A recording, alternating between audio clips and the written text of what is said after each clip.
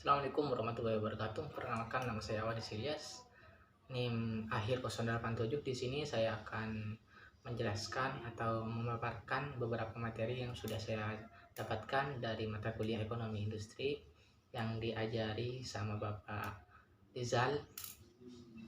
Dari beberapa materi yang sudah saya dapatkan dari setelah UTS,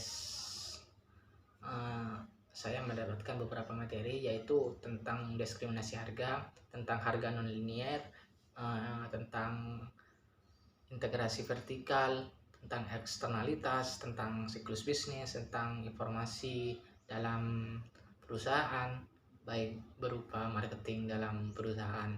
Di sini pertama-tama saya akan menjelaskan tentang diskriminasi harga yang saya jelaskan pada slide berikut ini. Masuk kepada materi, yaitu tentang diskriminasi harga. Diskriminasi harga itu terbagi menjadi 3. Sebelum kita masuk kepada tingkat-tingkatan tentang diskriminasi harga, alangkah lebih baiknya kita mengetahui apakah yang dinamakan diskriminasi harga. Adapun yang dinamakan diskriminasi harga yaitu penetapan harga yang berbeda kepada setiap konsumennya. Bisa dikatakan produsen membeda-bedakan harga pada setiap produknya atau jasa yang sama kepada setiap pelanggan yang berbeda. Dari hal ini bisa dikatakan produsen memilih dan memilah siapa yang pantas untuk mendapatkan harga yang lebih tinggi ataupun yang lebih rendah. Diskriminasi harga itu terbagi menjadi 3. Yang pertama diskriminasi harga tingkat pertama, yang kedua diskriminasi harga tingkat kedua, dan yang ketiga diskriminasi harga tingkat ketiga. Adapun yang dinamakan diskriminasi harga tingkat pertama yaitu penetapan harga yang berbeda untuk setiap jumlah produk kepada setiap konsumennya. Untuk contohnya kita bisa lihat di slide berikutnya dan akan dijelaskan lebih lanjut. Dan yang dikatakan diskriminasi harga tingkat kedua yaitu penetapan harga yang berbeda untuk setiap pembeliannya. Dalam hal ini biasanya si produsen memberikan kebijakan diskon-diskonan. Untuk lebih jelasnya nanti masuk ke slide berikutnya tentang contohnya juga. Dan yang ketiga, diskriminasi harga tingkat ketiga yaitu perusahaan atau si produsen mengelompokkan pasar atau konsumennya menjadi beberapa kelompok, tergantung dari si kelompok itu mau membelinya. Untuk lebih jelasnya kita masuk ke slide atau ke contoh kasusnya. Adapun contoh kasusnya, yang pertama diskriminasi harga tingkat pertama yaitu toko sayur atau pasar sayur. Dalam hal ini, dalam toko sayur ini si produsen atau si penjual membeda-bedakan harga untuk setiap jumlah unit produknya tergantung dari konsumen yang membelinya. Biasanya di pasaran itu kalau sistemnya kayak gini, bukan bungkusan langsung, si penjual akan mendiskriminasikan harga atau membeda-bedakan harga kepada setiap orang yang membelinya, tergantung dari, bisa dilihat dari segi pakaiannya atau dari segi tawar-menawarnya.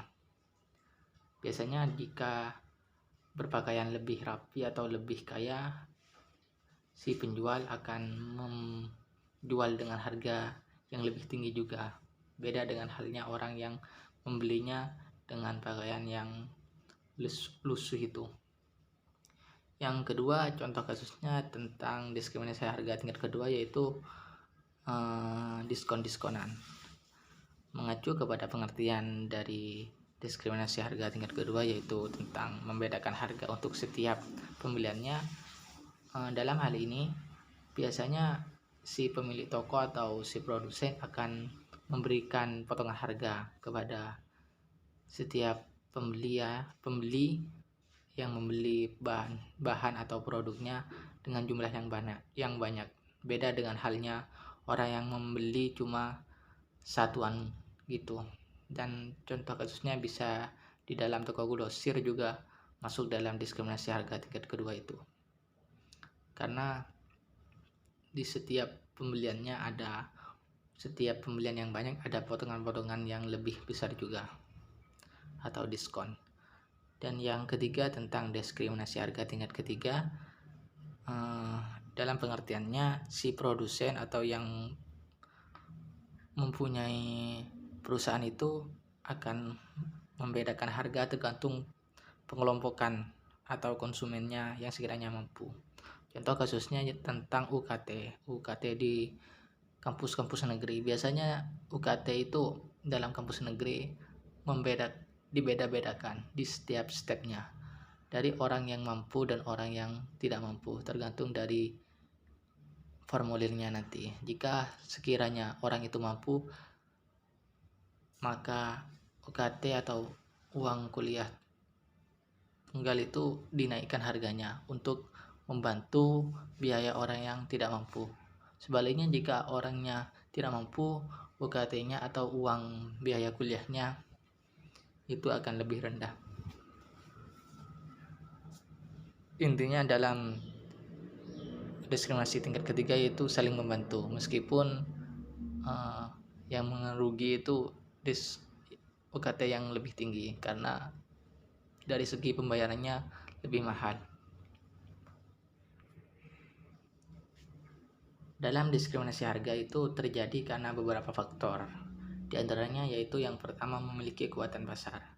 Di dalam perusahaan pastinya tidak akan melakukan diskriminasi harga kalau tidak memiliki kekuatan pasar untuk mengubah harga atau membeda-bedakan harga. Dan yang faktor kedua yaitu pintar memilih dan memilah keinginan konsumen. Dalam hal ini si perusahaan atau si pemilik bisnis itu haruslah pintar memilih siapa konsumen atau pelanggan yang pembayarannya lebih banyak ataupun yang lebih sedikit. Jika pelanggannya orang-orang menengah ke bawah, pastinya akan dimurahkan atau tidak dimahalkan, karena jika dimahalkan si pelanggan itu akan jenuh, tidak membelinya lagi.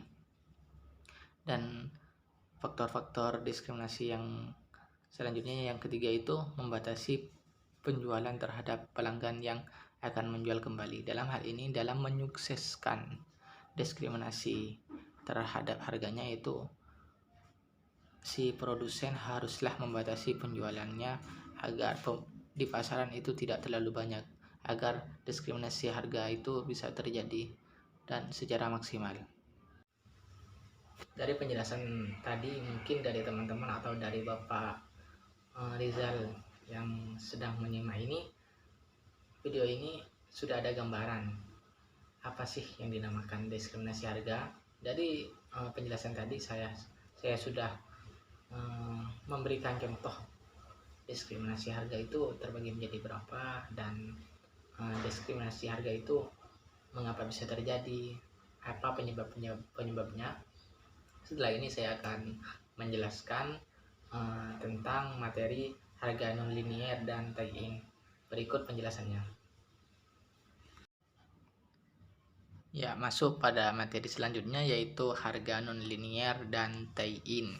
Ya, alangkah lebih baiknya kita mengetahui apa yang dimaksud dengan harga non-linier. Adapun yang dinamakan harga non-linier yaitu harga di pasaran berbeda. Adapun faktor-faktor karena harga di pasaran itu berbeda meskipun produknya sama, yaitu biasanya perusahaan mengendalikan penjualan yang menyebabkan harga berbeda kepada setiap konsumennya. Dalam hal ini, perusahaan mengendalikan atau bisa mengendalikan produk yang akan dijualnya itu. Jika produknya terlalu banyak juga, biasanya harga di pasaran itu anjlok atau tidak seimbang. Dan yang kedua, persaingan antar pedagang atau produsen. Biasanya sudah tahu di kalangan kita ataupun di pasar-pasar tradisional mengapa harga itu berbeda, karena persaingan antar pedagang itu sangat ketat. Biasanya jika sangat ketat atau dari segi stok terbatas atau dari banyaknya di pasaran, si pedagang atau si produsen akan memainkan harganya, baik dengan cara menurunkan harga agar pedagang-pedagang yang lain merasa kalah dengannya, atau bisa dengan menaikkan harga karena barang-barang yang terbatas. Dalam segi ini, harga non-linear masuk terhadap diskriminasi harga juga, karena si pedagang bisa-bisa saja menaikkan harga atau menurunkan harga. Selanjutnya masuk kepada materi tie-in. Adapun materi dari tie-in itu, yang dimaksud dengan tie-in itu menjual dua produk secara bersamaan. Untuk lebih jelasnya masuk kepada contohnya ini. Dalam contoh kasus ini, tie-in itu sejujurnya dalam contoh kasus ini yang dijual itu ikan, tetapi si produsen atau si penjual secara tidak langsung menjual akuarium toples itu juga, karena tidak mungkin si pembeli membeli ikannya tanpa ada wadah-wadahnya. Dalam hal ini tie-in inilah yang berfungsi, yaitu dengan menjual dua produk secara bersamaan. Contoh kasusnya di bawah itu, dalam pembelian dua produk akan gratis dua produk lagi. Jika membeli satu maka harganya lebih tinggi. Masuk kepada materi tie-in ini. Dalam kasus ini masuk kepada tie-in karena si produsen menjual dua barangnya lagi secara tidak langsung, yaitu dengan cara mengharuskan membeli dua barang meskipun yang dibutuhkan cuma dua barang. Jika si pembeli membeli dua barang ini, maka mendapatkan barang 4, meskipun barangnya itu tidak terlalu dibutuhkan dalam kehidupan saat itu. Mungkin dari penjelasan tadi teman-teman sudah ada gambaran juga tentang harga non-linear, tie-in itu apa. Selanjutnya saya akan menjelaskan tentang perilaku dan strategi dalam marketing atau dalam dunia industri. Ya, masuk kepada materi selanjutnya, yaitu tentang perilaku strategi. Dalam perilaku strategi haruslah wajib kepada setiap produsen atau setiap perusahaan atau setiap pedagang untuk memberlakukan strategi ini. Karena jika tidak memberlakukan strategi dalam penjualannya, pastinya si produknya itu tidak akan terjual secara laku. Untuk itu, apa yang dimaksud dengan strategi, yaitu menarik konsumen untuk membeli suatu produknya. Dalam hal ini biasanya dalam perusahaan-perusahaan besar atau pabrik itu ada tim yang mensistem strategi pemasarannya. Keuntungannya agar si dalam perusahaan itu menjual sebanyak-banyaknya produk dan menghasilkan keuntungan yang besar. Adapun perilaku strategi itu terbagi menjadi dua. Yang pertama, kooperatif atau strategi kerjasama, dan yang kedua, strategi non-kooperatif atau strategi sendiri.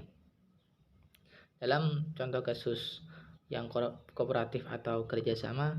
Contoh kasusnya yaitu dalam gambar Bapak Joko Widodo bersama Elon Musk, yaitu bekerja sama untuk saling menjual atau saling berpartisipasi dalam mobil listrik. Si pihak Indonesia atau si pihak Jokowi menjual kepada Elon Musk energi-energi yang dibutuhkan dalam baterai.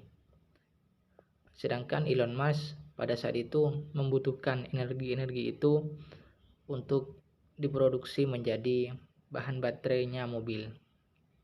Dari kerjasama ini pastinya akan saling menguntungkan. Dari pihak Jokowi mendapatkan uang sebanyak-banyaknya karena ada orang yang siap membelinya. Dari si pihak Elon Musk sangat untung juga karena tidak sibuk-sibuk untuk mencari bahan-bahan dalam pembuatan baterai. Di sisi kanannya Jokowi ada contoh kasusnya yaitu Citylink dan Telkomsel.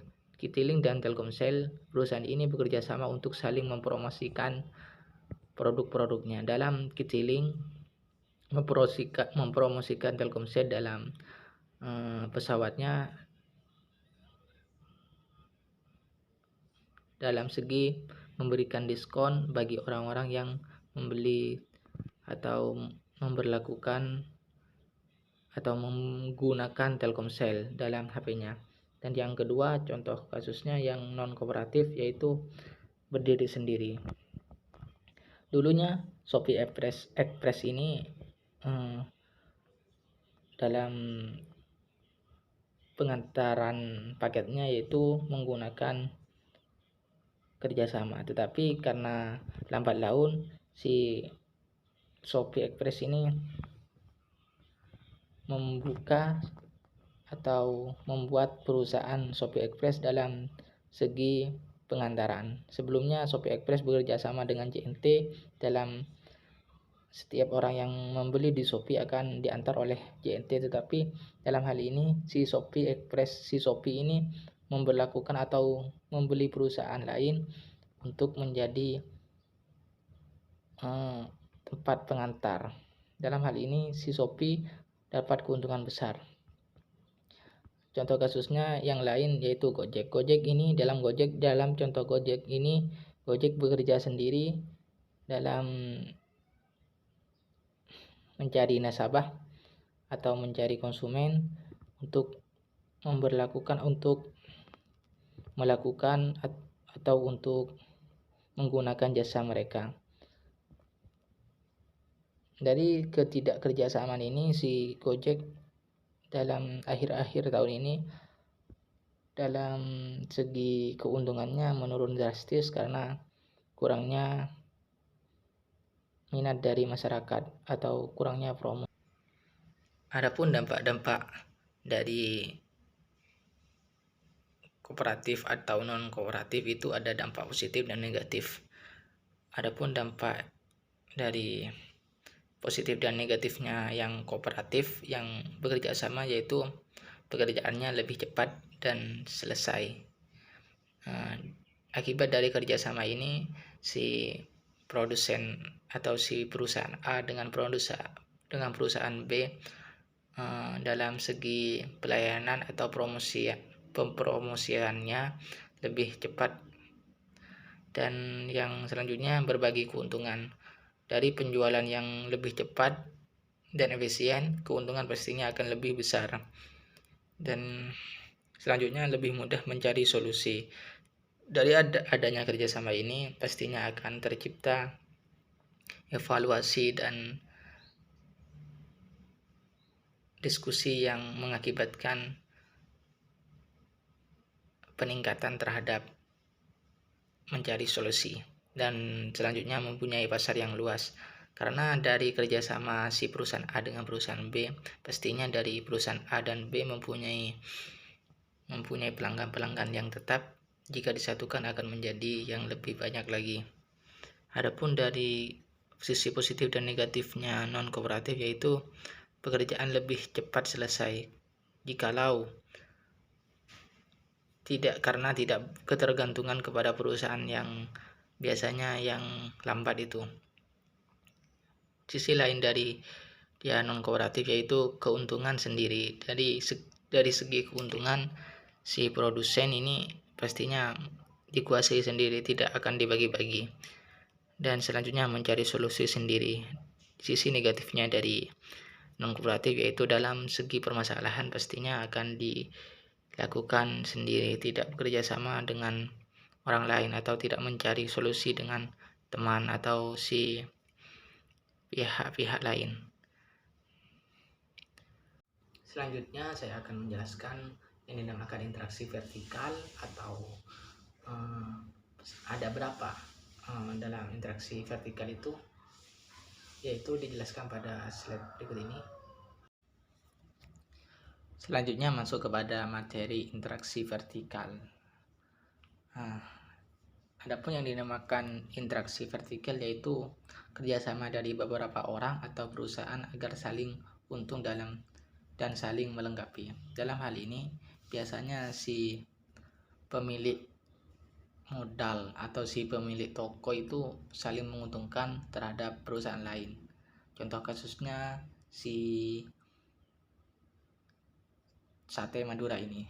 Contoh kasusnya dalam sate Madura, si pemilik sate ini bekerjasama untuk GoFood atau jasa-jasa yang lain dalam segi pengantaran atau dalam segi mempromosiannya. Di sisi lain, si penjual ini bekerjasama dengan seorang yang menjual daging kambing agar tersedia bahan-bahan dalam pembuatan sate. Dari segi interaksi vertikal ini terbagi menjadi beberapa, diantaranya yaitu ada dua interaksi vertikal terbagi menjadi dua, yaitu interaksi vertikal ke depan dan interaksi vertikal ke belakang. Jadi contoh kasus sate tadi bisa dikaitkan bahwasannya yang dinamakan contoh kasus interaksi ke depan yaitu si pemilik sate itu bekerja sama kepada si orang yang menjual daging kambing atau tukang kambing itu agar pemasokan daging kambing selalu terjamin, dan tentunya saling menguntungkan. Si pemilik sate ini tidak susah-susah mencari daging kambing di pasaran yang tentunya waktunya itu terbatas, tidak buka setiap hari. Kalau bekerja sama dengan si pedagang kambing atau si pemilik dagingnya ini, kapanpun si pemilik sate membutuhkan, dari pemilik sate ini akan siap ada. Yang kedua, interaksi vertikal yang ke belakang. Dari contoh kasusnya tadi itu si pemilik sate berinteraksi ke depan dengan orang-orang GoFood, dengan orang-orang ShopeeFood agar mempromosikan dan mengantarkan hasil dari sate jadinya itu, diantarkan ke orang-orang yang membelinya. Dari kesimpulannya, si pemilik sate saling menguntungkan kepada ShopeeFood dan GoFood agar si pemilik sate tidak mengantarkan langsung ke tempatnya tetapi diantarkan oleh ShopeeFood dan mendapatkan uang lebih dari penjualan itu. Adapun kelebihan interaksi vertikal yaitu barang transaksi lebih mudah, pajak lebih berkurang, dan mengurangi ketergantungan terhadap pihak-pihak internal, dan pemasarannya lebih kuat karena dalam pemasaran ini Shopee atau si pemilik perusahaan itu seperti sate tadi itu dipromosikan oleh online shop yang lain dan mengalahkan pesaing baru, karena dalam sate tadi dipromosikan oleh Shopee yang gampang diakses oleh masyarakat luas. Adapun kelemahan dari interaksi vertikal yaitu rentan terhadap kegagalan internal. Biasanya si perusahaan itu harus membagikan waktu untuk berkolaborasi atau mendiskusikan terhadap orang yang diajak kerjasama itu. Dan sisi negatifnya lagi yaitu membutuhkan modal yang besar. Jika mengajak kepada perusahaan besar, pastinya akan membutuhkan modal yang besar agar bisa berinteraksi terhadap atau membutuhkan modal itu. Dan yang ketiga, menambah risiko karena dalam pembentukan interaksi vertikal ini pastinya risikonya lebih banyak karena menambah vertikal. Dalam hal ini yang selanjutnya mengalihkan perhatian bisnis,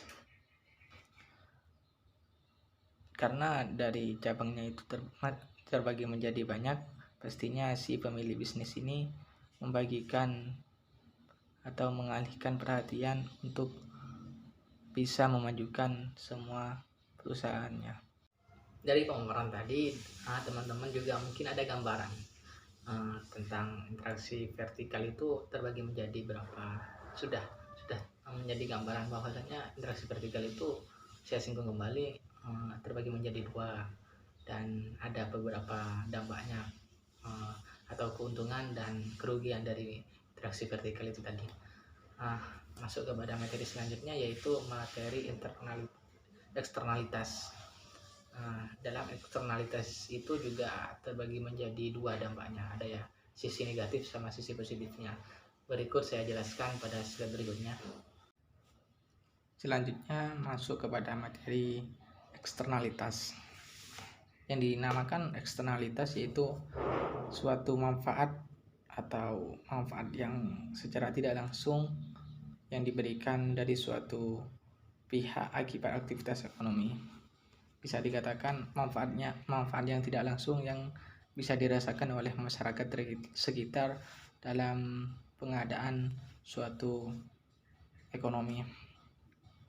Masuk kepada contoh kasusnya, eksternalitas itu terbagi menjadi dua, yaitu eksternalitas yang berdampak positif dan eksternalitas yang berdampak negatif. Adapun eksternalitas yang berdampak negatif yaitu yang slide paling atas, pabrik tahu. Dalam pabrik tahu berdampak negatif karena hasil atau sisa-sisa air dari pabrik tahu menghasilkan bau-bau yang tidak sedap jika disalurkan kepada sungai atau tidak dibuatkan aliran yang khusus untuk pembuangan air ini, pastinya akan mengganggu warga sekitar karena akibat bau yang tidak sedap ini.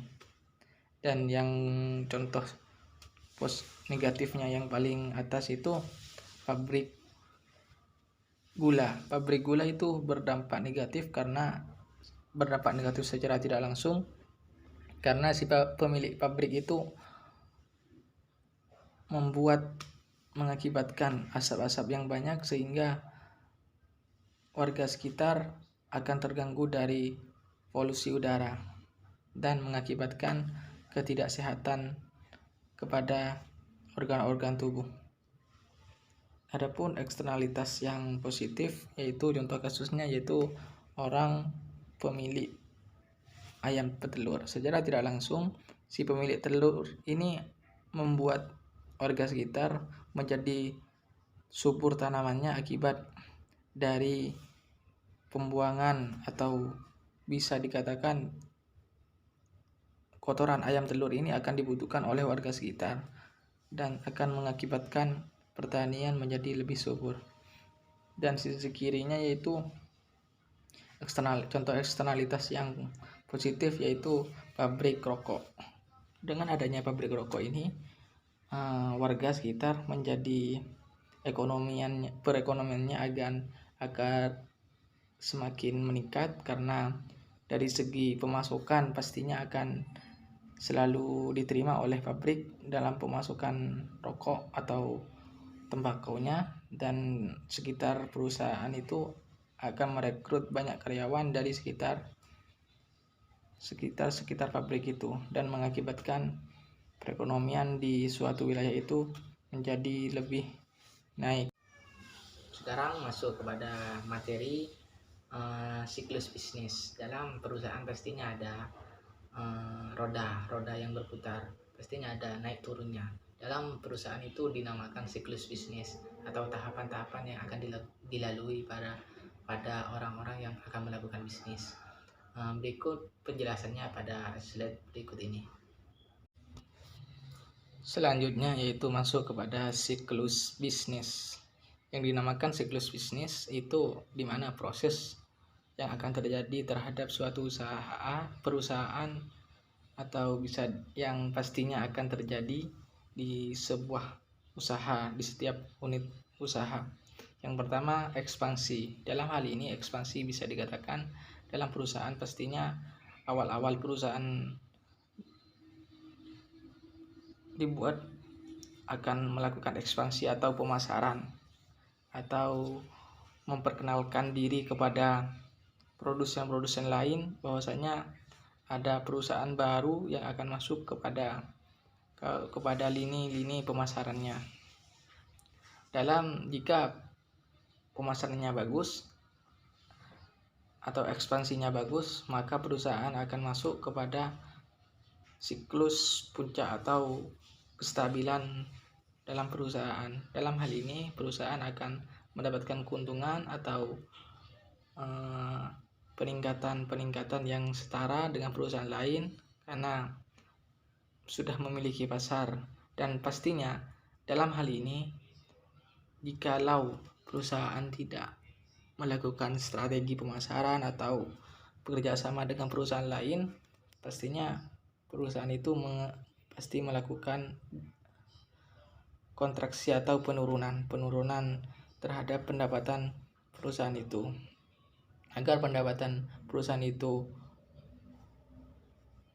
stabil, pastinya akan dilakukan pemasaran yang efektif dan kreatif untuk masyarakat luas, dan selanjutnya dilakukanlah palung atau penurunan. Dalam perjalanan siklus bisnis itu ada palung ini di bawahnya kontraksi atau penurunan yang sangat negatif. Jikalau perusahaan tidak bekerja semaksimal mungkin, perusahaan ini akan tutup karena palung ini siklusnya paling rendah atau bisa dikatakan bangkrut. Dalam penghasilannya bisa dikatakan negatif. Jika perusahaan melakukan kebijakan yang baik, maka perusahaan ini akan masuk ke fase pemulihan. Dalam pemulihan ini perusahaan akan kembali lagi dalam fase-fase pemasarannya agar dapat dikenal oleh masyarakat. Selanjutnya masuk kepada materi informasi periklanan atau bisa dikatakan marketing dalam sebuah perusahaan. Adapun yang dinamakan marketing dalam perusahaan saya jelaskan pada slide berikut ini. Materi selanjutnya yaitu marketing atau information. Yang dinamakan marketing ini bisa dikatakan memasarkan suatu produk atau memberitahukan suatu produk kepada konsumen agar konsumen mau membelinya. Dalam marketing ini terbagi menjadi dua, yaitu marketing dari segi online atau media sekarang, dan strategi yang kedua yaitu dengan offline atau secara langsung. Dalam pemasaran strategi secara online ini biasanya dilakukan dengan cara-cara bekerja sama kepada pihak-pihak media lain untuk mempromosikannya. Dalam hal ini bisa dilakukan dengan mempromosikan lewat TikTok, lewat Instagram, Nah, adapun bisa dipromosikan lewat YouTube, Twitter, dan Facebook. Dalam pemasaran ini pastinya membutuhkan modal juga, karena bekerja sama dengan media-media sosial.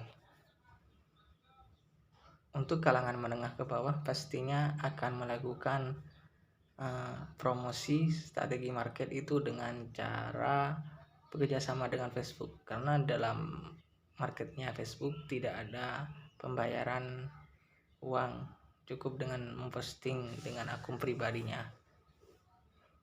Dalam strategi market yang kedua yaitu market dengan offline, yaitu turun langsung kepada lapangan. Biasanya strategi market ini dilakukan oleh barang-barang yang fisiknya itu nampak. Contoh kasusnya jamu ini, secara tidak langsung jamu itu masuk ke kalangan menengah ke bawah. Orang menengah ke bawah itu tidak sering memegang yang online, maka si pemilik jamu mempromosikan atau menginfokan barang-barangnya, memberitahukan barang-barang atau produknya secara langsung di pasaran, yaitu turun langsung dan memberikan informasi dampak kelebihan-kelebihan dari produk itu, dan akan mengakibatkan kesehatan bagi tubuh kita.